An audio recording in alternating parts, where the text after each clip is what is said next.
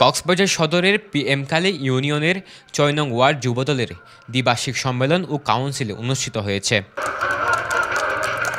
শুক্রবার সন্ধ্যায় PM কালী ইউনিয়নের পাতলি দিঘিরপাড়া স্টেশনে ৬ নং ওয়ার্ড যুবদলের সভাপতি সাদ্দাম হোসেনের সভাপতিত্বে ও সাধারণ সম্পাদক আব্বাস উদ্দিনের সঞ্চালনায় এই সম্মেলন অনুষ্ঠিত হয়।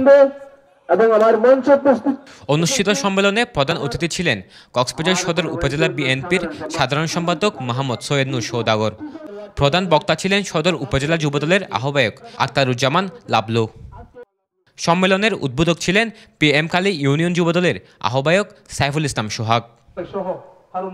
এ সময় বক্তারা PM কালী ইউনিয়নের ৬ নং ওয়ার্ড যুবদলের নবনির্বাচিত নেতাকর্মীদের স্বাগত জানিয়ে বলেন, আগামীতে দেশের গণতন্ত্র এবং জনগণের ভোটাধিকার প্রতিষ্ঠায় সকলকে ঐক্যবদ্ধ হয়ে কাজ করতে হবে।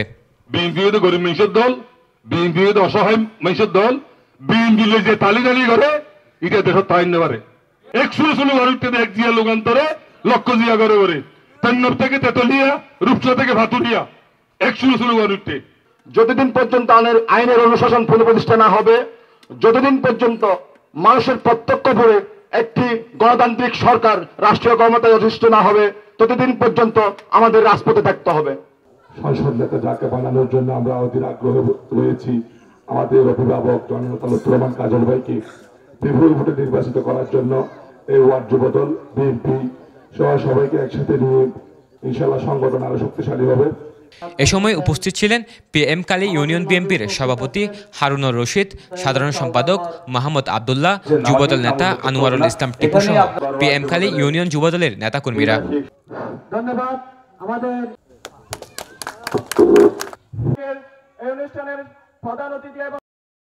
সম্মেলনের দ্বিতীয় অধিবেশনে PM কালী ইউনিয়নের ৬ নং ওয়ার্ড যুবদলের ৭ সদস্য বিশিষ্ট আংশিক কমিটি ঘোষণা করা হয়।